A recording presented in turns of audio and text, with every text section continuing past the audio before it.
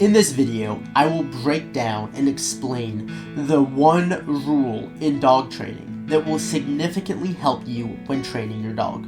Hi, my name is Zechariah Matson, and I help dog owners go from feeling burnt out and struggling to control their dog's behavior to gaining the confidence and ability needed to regain control by using the art of play so that they can maximize the relationship they have with their dog.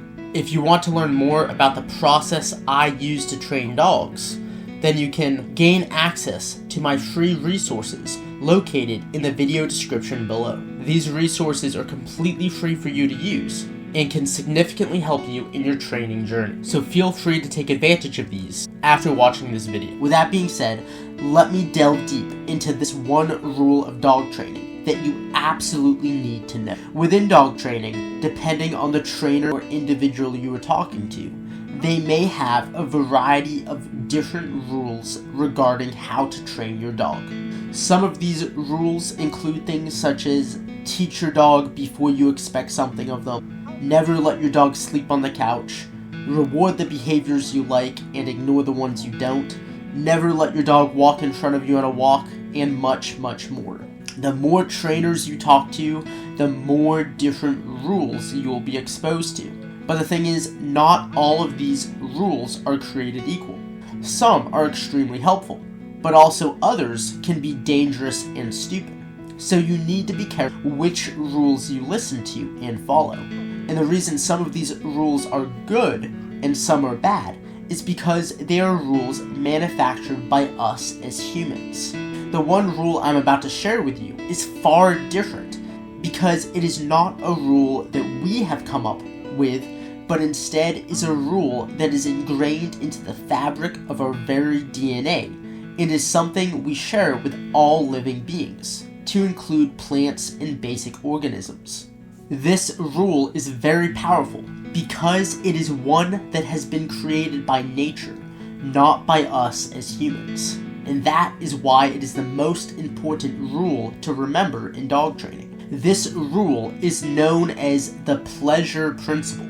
It is a very simple rule that states that all living organisms seek and are drawn towards things that bring them pleasure, and simultaneously seek to avoid things that bring them discomfort. This is a universal rule that is shared with all of nature. Take, for example, a flower. It thrives after sunlight because that is what sustains the flower and gives it life. As such, throughout the day, that flower will orient itself so that it maximizes the amount of sunlight that it soaks in, thus helping it to grow. We as humans also abide by this rule and seek to surround ourselves with people and things that bring us joy in life, while simultaneously seeking to avoid the things that we find uncomfortable. And our dogs are no different in this regard. They will seek after and go towards the things they find pleasant and avoid the things they find unpleasant.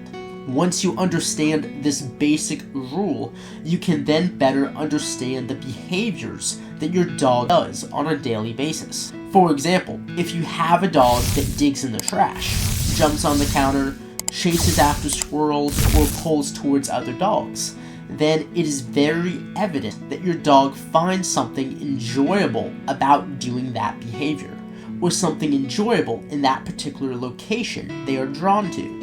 Now, if your dog avoids and pulls away from things, such as a guest coming into the home, the vacuum cleaner when it's turned on, or other dogs, then it is most likely that they find those things unpleasant. In some instances, dogs will use aggression to make those things that they find unpleasant go away if they feel trapped or they don't want to give up that space. But ultimately, the end state is that they want to avoid that individual or that thing that they find unpleasant. When we look at our dog's behavior through this basic biological rule, we can better understand why they do what they do. Not only can we understand why they do what they do, but we can also use this rule to influence their future behaviors now that we understand their behavior more.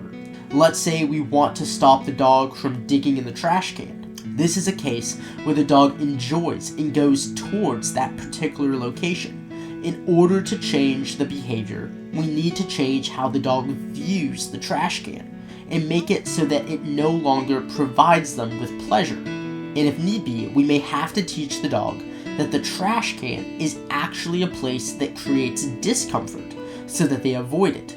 In the example of a dog who is afraid of people and seeks to avoid them, we need to change the dog's perception about those people. We need to show the dog that those people are actually pleasant to be around, and going towards them leads to good and pleasant interactions. This will change how the dog feels about new people, and they will seek to go towards them rather than seek to avoid them. And if the dog was previously using aggression to create that space, that too will disappear, as they no longer have the need to avoid the person. Understanding this basic rule is significant to understand the many behaviors dogs display.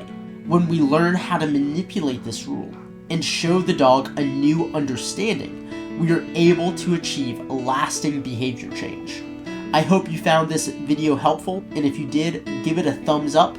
If you want to see more content like this in the future, please make sure to subscribe to the channel. Thank you so much for watching, and until next time, keep on training.